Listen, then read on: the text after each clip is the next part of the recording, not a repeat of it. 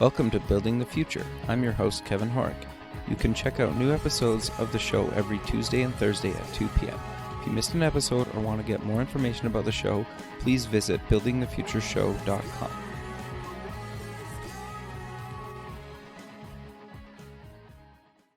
SoupX, the Startup Expo, North America's premier startup conference, is March 6th and 7th, 2017, in sunny Fort Lauderdale, Florida. Affordably priced, SoupX is a 2-day international conference featuring workshops, panels, speeches, a $50,000 startup competition, and over 100 exhibitors. For more information, go to sup-x.org. Welcome back to the show. Today we have Orie Enav. He's the founder at Dragonfruit. Orie, welcome to the show. Hey, thanks for having me. Yeah, I'm excited to have you on the show. I think what you guys are doing is interesting. But maybe kind of before we get into Dragonfruit, let's get to know you a little bit better and start off with kind of where you grew up. So I kind of moved around a lot when I was a kid. I mostly, through middle school and high school, I was growing up between the UK and Switzerland. So I sound weird, but it was mostly in those two places, even though I was born here in the States. Okay, so I'm assuming obviously like one of your family members got transferred there for work or something? Yeah, something like that. We started out here and then to London and then to Switzerland. And then once I left high school in Switzerland, I moved back to London for university and then back here. And yeah, just kind of bouncing around. Okay, so what did you end up taking in university? I did business administration. Okay, and so what made you want to kind of take that? Well, kind of a family concern, I guess. Everybody in my family, it's basically what we do. My father was in real estate. My grandfather was in various things, primarily meat. But it was always the kind of thing that we do in the family. It's like we see a thing, and I learned from a very early age that if you think that you can do something and you can do it well and that it makes sense to, provide for the family or whatever, the best thing to do really is to take a chance and go for it. So that's how I grew up. And so that's why I went and I did that at university. And then I realized fairly early on that really, being an undergrad and learning business doesn't give you a lot of insight into the real world. So for a couple of years, I spent trying to learn as much as I could from my family business. And then I went into law school here in the States in Washington, D.C. to get as many different angles on the problem as possible, which I think was actually really valuable for me. And, they say that there are a variety of reasons to go to law school, most of them bad. But I actually think that I think that if you're a business person and you really want to understand every nook and cranny of what you're doing, going to law school is a really valuable experience. Sure. No, that makes a lot of sense. Did you kind of ever have a passion for the law kind of growing up, or it was kind of once you were a little bit older and you were done your degree that you were like, maybe I should learn a little bit more about the law? Or like, how did you kind of decide to go to law school, I guess? Well, other than my work life, my personal life has always been in two things. It's been in performing and in arguing with people. You put those two things together and really the law is a natural place to go. I did have a passion for learning problems and solving problems from a legal perspective. It's all about the details. It's about the minutia that you can sort of delve into and figure out how this little fact applies to that. And to a certain extent, it feels like the kind of problem solving you do in computer programming when you're like debugging. You're looking at a problem and you need to look at every little aspect and figure out how one piece affects the whole. So I found that really interesting. And then on top of that, I get to mess around and like put on a big show in a courtroom. What could be more fun? Sure. No, that makes a lot of sense. And so you graduate law school. What did you end up doing post schooling? So I worked in the law for about a year and a half before I founded Dragonfruit. Basically, I don't know if this is everybody's experience, but at least for me, coming out of law school at the time that I did, was a really terrible time to be a newly graduated lawyer. Not a lot of jobs out there, etc. So, I was doing some things that I didn't really enjoy, and then it kind of came around that we were talking, me and my friends, we were talking about ideas, different ways to go, and I guess, it ties in very very closely to like the origin story of Dragonfruit as a company and as an idea. But it sort of came to pass where we were looking at things and deciding that we could do this thing for real. And so I wasn't having much fun being an attorney in the way that I was able at the time. So I decided to quit and go for this instead. Okay, so I guess walk me through kind of the idea and coming up with Dragonfruit and what it is and kind of why you decided to start it up. Sure. So Dragonfruit is the geeky dating app. It is a dating app for geeks by geeks. That's how we like to say it. Right. Because essentially how it came about was that a couple of my friends, we would get together every Friday night and we would sit around a table and we would play board games because we're all massive nerds. And we would sit around and we would drink beer and we would talk about our lives and we would play board games and not Monopoly or Risk, mind you. I'm talking about the really good stuff.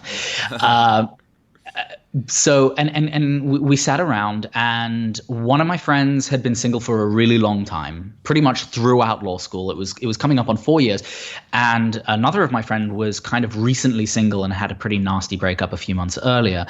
And we were encouraging these two guys to go out and try out the online dating thing. We all, you can't not be aware of it as a cultural phenomenon. And eventually they agreed, and it happened that every week we were sitting around and we were talking about how they were getting on, who they were meeting, what kind of conversations they were having. It became like a group project to, get the funniest lines into their profile, or, what kind of message you should send to this person or another. And it was like a group activity. But after a while, after I think a couple of months, it came to the point where we were like, so how is it going? And they just said, terrible. It's terrible. It doesn't work for people like us. And, people like us being nerdy guys who spend their Friday nights drinking beer and playing board games. And so we started kind of trying to diagnose what the issue was, why it was that geeks like them weren't able to find any kind of success. And these are not unattractive people. These are well-educated, all lawyers, on paper and in person, really, really wonderful people, my friends. And so we figured out basically that there was kind of like a systematic barrier to geeky people who just have alternative interests, let's say. Sure. We can get into what makes a geek, but essentially, you kind of know it when you see it, right? And it appeared to them that it wasn't working, and we sat there and we tried to figure it out, and we started instead to talk about how we would do it if we were to, how would we do things differently? And so we kind of pooled all our ideas together, and that's when Dragonfruit came around. Okay, so how, are you... From what I kind of gathered is you're like a non-technical founder, correct? That's right, yes. So how did you, were some of your other friends coders, or how did you kind of get version 1 built, or even like a prototype built? So actually none of us are coders, all of them lawyers, like I said. I got really lucky because I met a guy through a friend who became, at least in the first 6 months or so of the company's existence, became like a de facto CTO, even though he was working as technically an outside contractor, but he designed all of the systems. I just got really lucky meeting the right people and and kind of convincing them that this was worth their time, because you have an idea and you have a little money to put down, but I'm definitely not at the at the big company level where I can put millions upon millions of dollars into a platform, especially not to build a prototype. So it was just making the right connections, making friends, and being lucky enough to find people who share my vision means that you can do really quite a lot with really not very much at all. Sure. No, that makes a lot of sense. And it's interesting kind of always talking to kind of non-technical co-founders and kind of how they found the ability to actually, build the thing, right? And those are always kind of fascinating stories to me. So I'm curious then, you basically pitched this, you got a bunch of contractors to do this. Were you self-funded then, or did you raise some money? No, all self-funded. In fact, we haven't gone for a seed round yet. Everything is being bootstrapped by me, and it's been interesting. My opinion of startup funding is kind of mixed. On the one hand, I think that I had way more freedom than I had any right to, being unbeholden to my financial backers. It meant that I got to make all of the decisions myself. I didn't have to make compromises on design or on targets or anything like that. But at the same time, I was also free to make all of the mistakes on my own. Being a non-technical person, it meant that I didn't have any of the expertise that would be really important for a startup like mine. I got lucky in a lot of places that I had good advice. One of the things, my mantra in business, is to always know when you need good advice and to always listen when you receive it. So I always ask as many questions as possible. I do my best to learn as much as possible, but also recognize that there's no way that I can know everything. And I think that anybody who is bootstrapping would consider outside funding, not because of the financial support that it provides, even though obviously that's very, very important for the longevity of a company, but also people who are industry leaders are the ones who tend to be investing directly in these startups. And those leaders have so much experience, so many contacts, and they just know so much more than the entrepreneur necessarily, especially since the founder of the company is likely to be unable to see past the immediate. You don't see the forest for the trees. And having that level of perspective is often really very, very valuable. So I made lots of mistakes being left to my own devices, and I learned from every one of them. So I think that if you can afford to do that, then that's okay. But there is a whole lot of value beyond the dollar sign that comes with getting funding from outside. Sure, totally. Do you care to share any mistakes that you would recommend to other non-technical founders that you're like, I wish I really didn't do, this or these few things? I think the most important thing for me was the fact that I did not have the technical expertise, which meant that a few of the contractors who I hired turned out to not be very good. And there was no way for me to know that as a layperson before I saw the final product. I know a lot more about it now, but when you leave something in somebody's hands that isn't necessarily your area of expertise, it can lead to problems. You're essentially flying blind. Sure. Right now, a few months ago, I hired a CTO to come on board. He's an equity founder.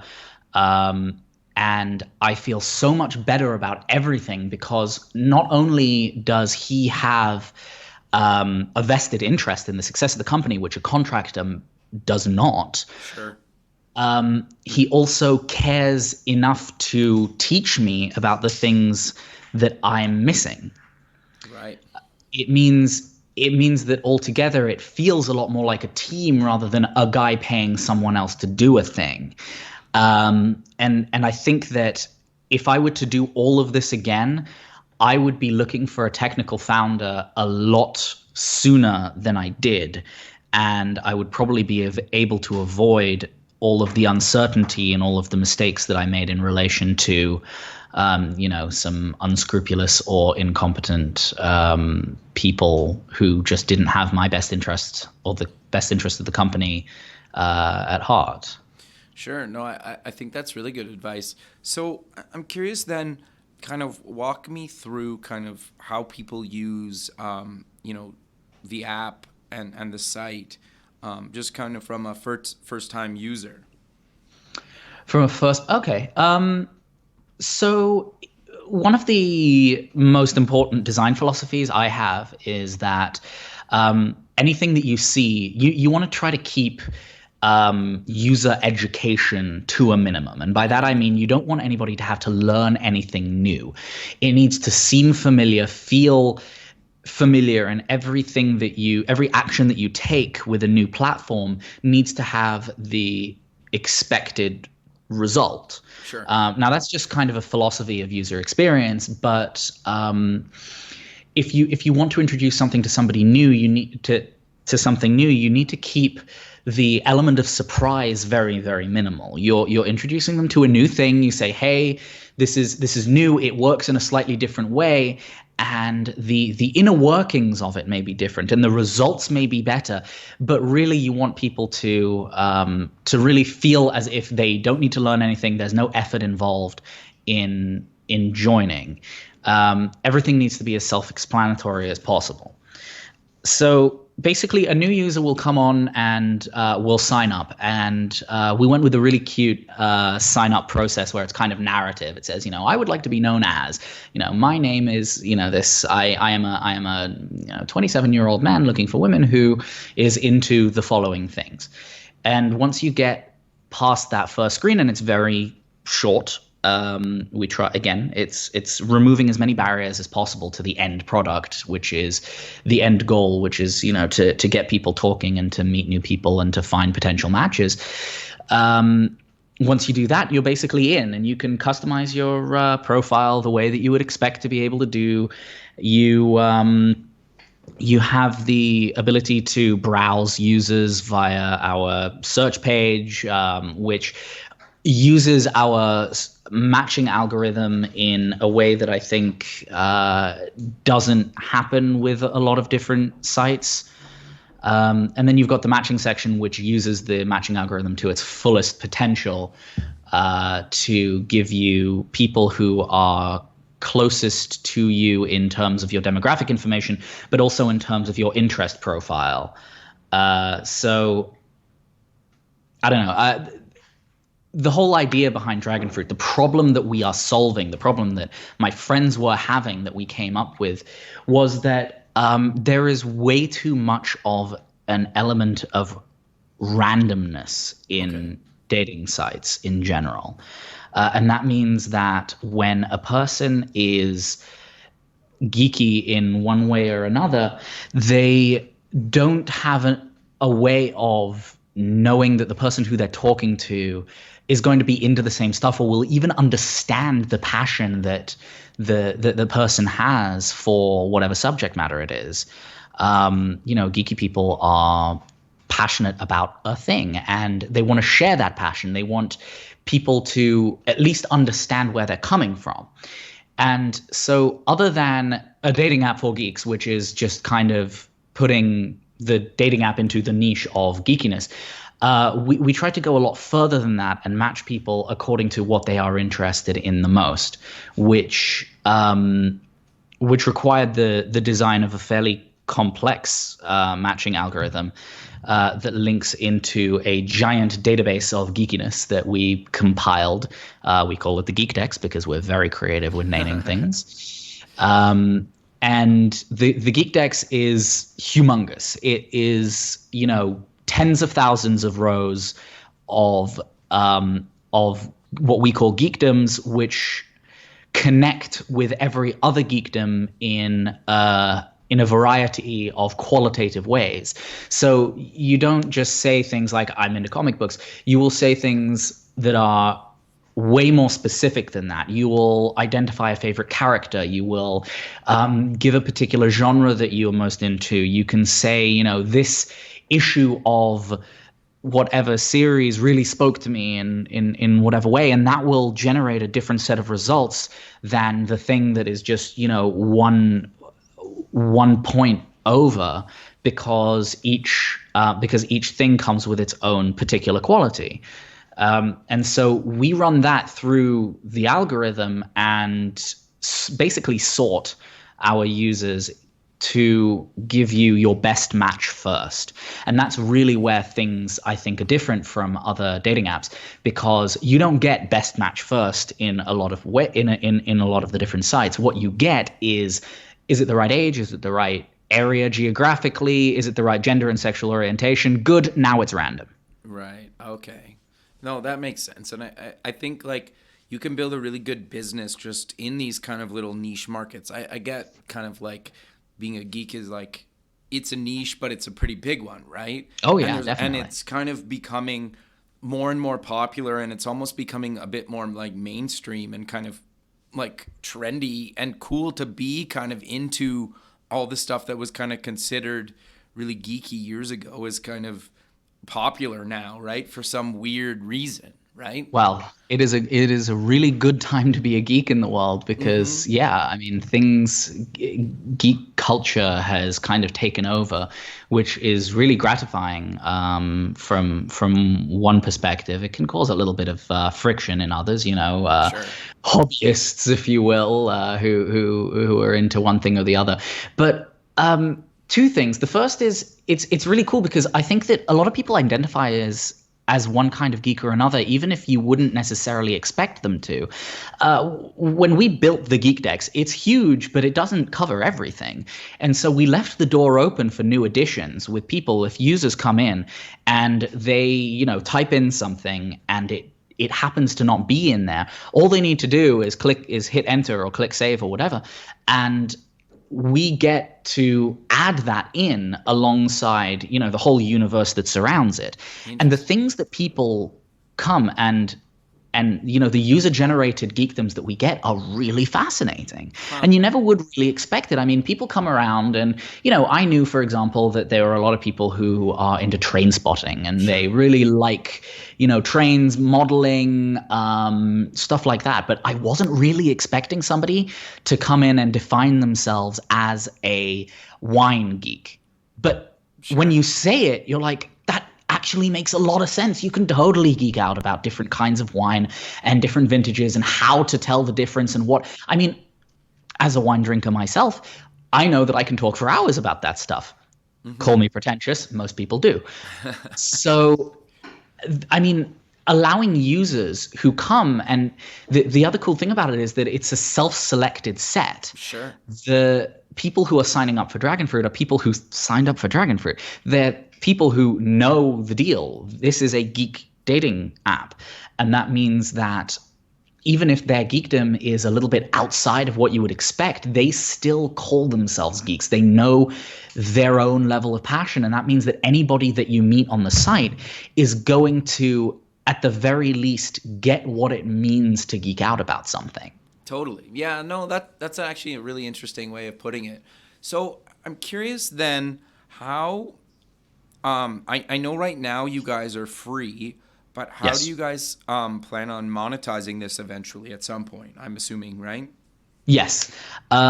So we have a pretty unusual revenue model these days. Okay. And that is the idea of delivering value.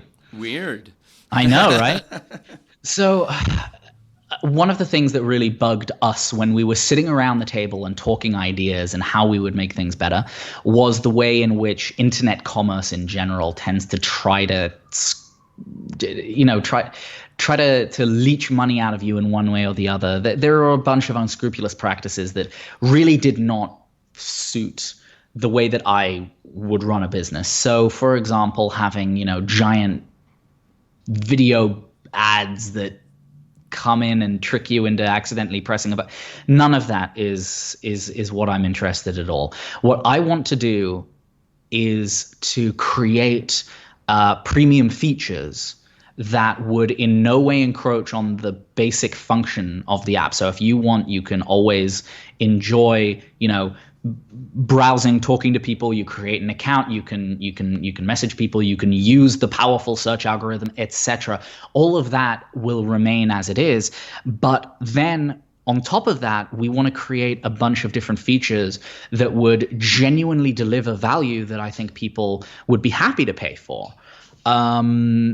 As an example, one of my favorite aspects of geek culture is the convention scene. Sure. And I know that there is a lot of interest when I've mentioned this to people. There's been a lot of interest of applying some form of a dating app into the convention scene that allows people to talk to one another, on site, and to find people who are right there and then. Sure. And that allows people to meet up more or less instantaneously. So, how cool would it be if you're walking through the convention hall and you get a little ping in your pocket that says, hey, this person who has duly opted into this is in the same room as you right now and is into the same stuff as you right now and is looking for, to meet new people because they are Dragonfruit members, and you have the ability to say, hey, there's this panel in an hour, you want to check it out together? Sure. That kind of thing. I'm always looking for ways of innovating and finding interesting new ways to bring people together and to add to the experience. And some of that stuff will come with a price tag. Sure. So when do you think you'll start rolling out some of these kind of premium features? I'm thinking early next year. Right now, we're focusing first on refining the platform. There are some technical issues left over from the early days. Like I said, some of the contractors turned out to not be the best. Sure. But now that I have my own tech team, it's things are running a lot more smoothly. We're working on fixing things up and making it really as good as it can be to serve the community, because I'm doing this for my friends and by extension the rest of the geek community. So I want to make sure that it's as good as it can possibly be before I start focusing on adding things to it that might actually generate some income. I think that so early next year is probably where we are looking. No, that makes sense.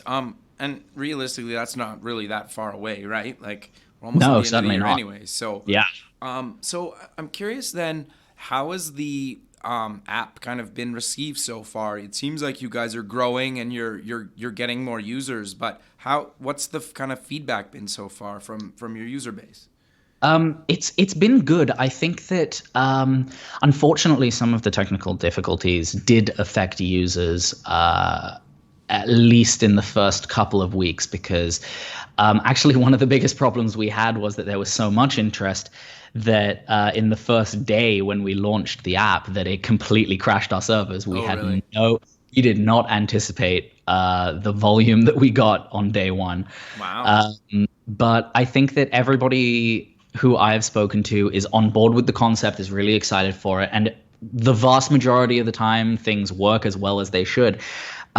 Probably the best thing for me is hearing that people are talking to one another and are making connections and are going on dates and are making friends and doing all the things that you're meant to do. I have some really great stories from users who tell me that they've met somebody and that they've been going out for several weeks or months and that things are growing great and things like that. Testimonials, success stories are, just fantastic when they come around, and they do come around, which is awesome. You can't just look at these things from the perspective of pure numbers, even though the numbers have also been overwhelmingly positive. Sure, that's awesome. As an example, I had in mind when I started a number Okay. that I needed to reach by the middle of 2017. I was like, by June in 2017, if I don't have X number of users, then I'm unlikely to be able to make this work. Okay. And within, I think, the first week, we had tripled up on that number. Wow. Yeah. That's so awesome. Number-wise, it's really good. And on the other side of it, the human factor is also very, very positive. I mean, I'm very happy. I get to come into work every day and, see emails from people being like, hey, just to let you know, I know you guys are a startup and it's small and everything, but this actually works and we really like it. And, I met somebody and we're very happy. And like that makes me really very happy on a personal level. Sure. No, that makes a lot of sense. So I'm curious, do you want to share any ways that you kind of marketed kind of pre-launch and at the early kind of stages of launch? Because I think a lot of people are always curious how, everybody almost wants to crash their server day one, right? And you guys achieve that, right? Like, yeah. And in some ways, it's almost a sign of like success, right? If you crash your server day one, right? Definitely. Well, I like to think so. I don't know. So here's the problem with a social product like ours. Okay. It only works. The technology can be as good as it can be, but it only works when you have people. Sure. And the more people, it isn't just a vanity thing, and it isn't just you get more people, therefore you are successful. The number of people who are involved improves the quality of the product intrinsically. Sure. Being the only person on a dating site is the same as being the only person in the world with a telephone. You got nobody to call. So I think that if anybody is considering starting a social, particularly online business like ours, really you do need to start campaigning early. You need to start evangelizing early. I founded the company at the beginning of May of 2015, and it wasn't until the middle of October 2015, so several months later, that that we had our first web-based prototype ready to go. Okay. But in that time, other than finding the guy to build it and meeting people and networking, etc., I decided that the best thing to do would be to start letting people know and getting people involved in the idea. And if you go, the internet is an incredible resource for this kind of thing. So the first thing I did was I started a blog. Okay. I started writing about my ideas. I'm a big believer in kind of open source creativity. Sure. Some people were like, well, if you write everything in your blog, then somebody else can just come and do it. Well, if they do it and they do it better, then fair play. But I need this in order to in order to let people know what we're doing, so that day one there will be people lined up at the gate ready to come in and talk to one another. So I started writing and I started engaging in the community more than I had previously. Like I said, I am a massive nerd. I go to conventions. I know the guys at my local comic book store. I go to board game nights at, bars and cafes around the city. Sure. But I wanted to find a way to engage with people in a slightly different way. So other than going around and letting people know and kind of flyering a little and just talking and having as many conversations as I could with individuals on the ground, I started writing on the blog things that I thought that people would find interesting. Not just about myself and about the product, because nobody really wants to be marketed to directly ever, I think. That's kind of the advent of streaming services over traditional television has taught us that.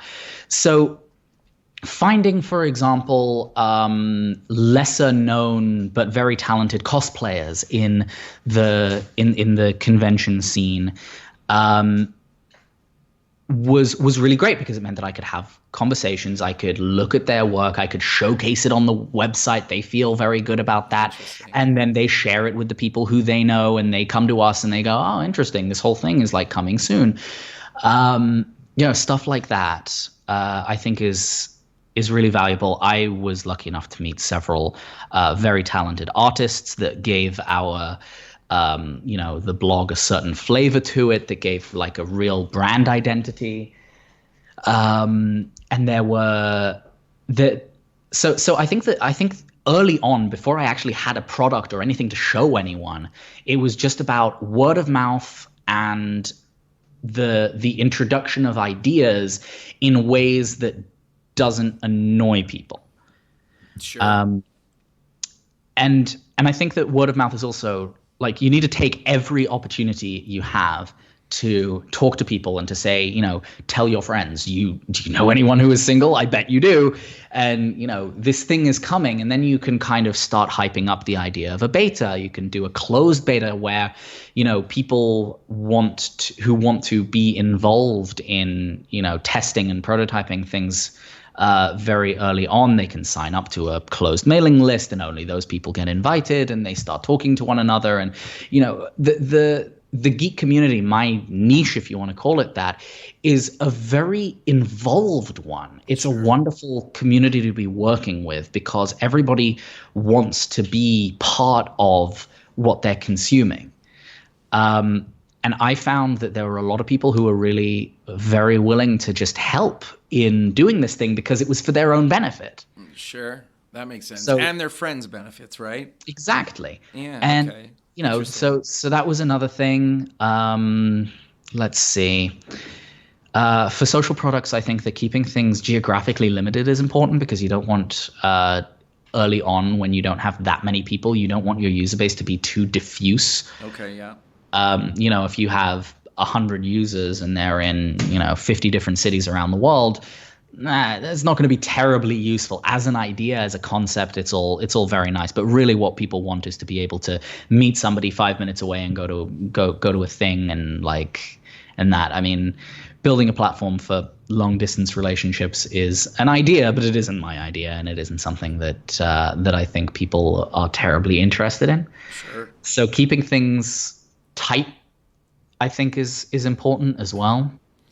So what city did you kind of launch in initially then?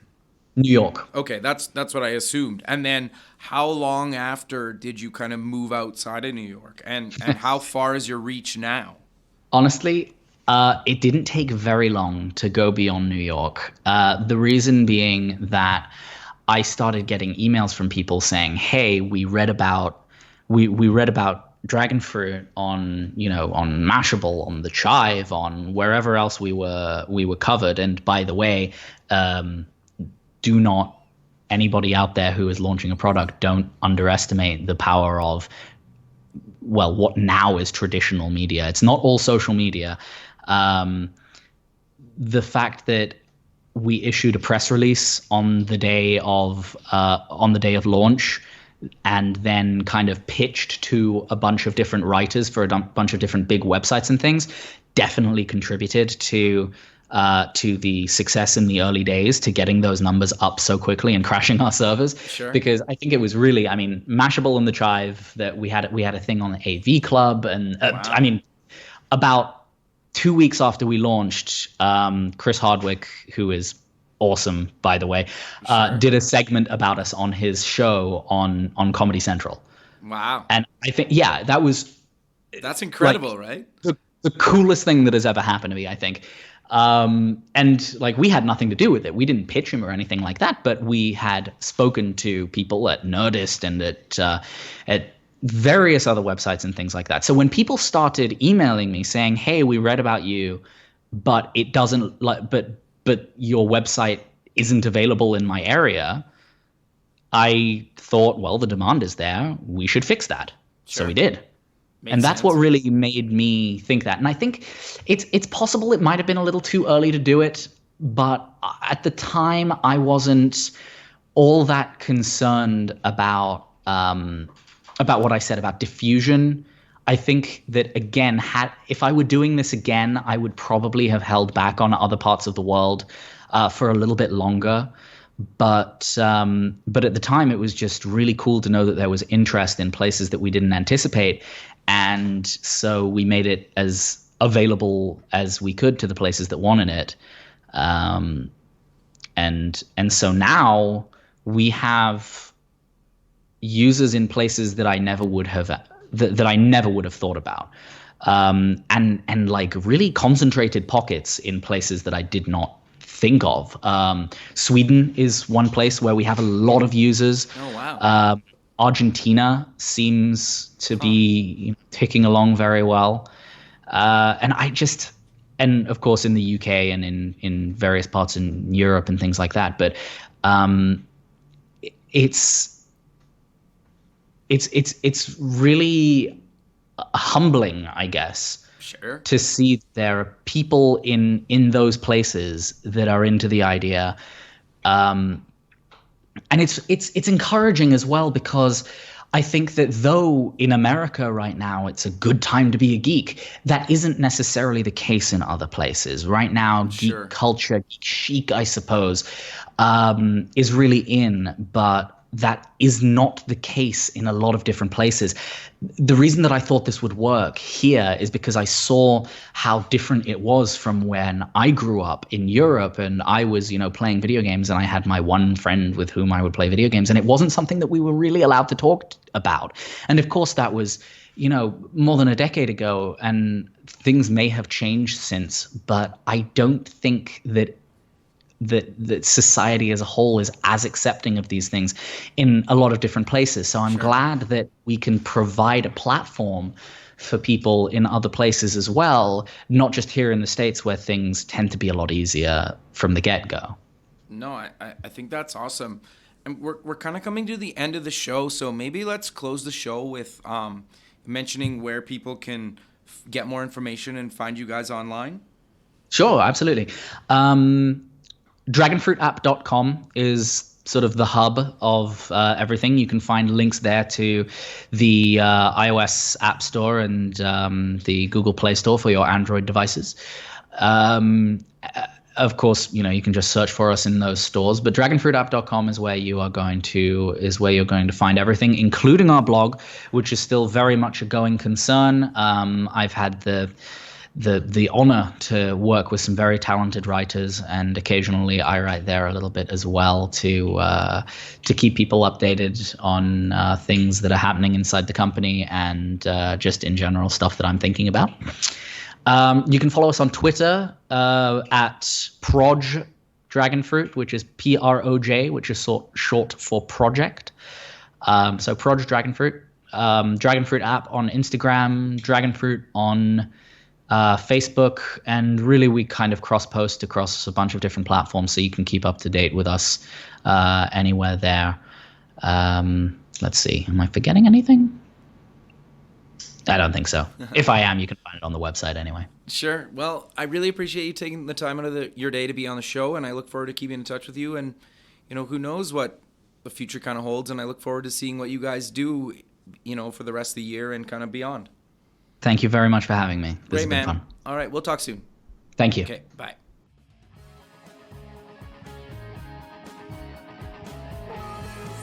Thanks for listening. The music for the show is done by Electric Mantra. You can check them out at electricmantra.com and keep building the future.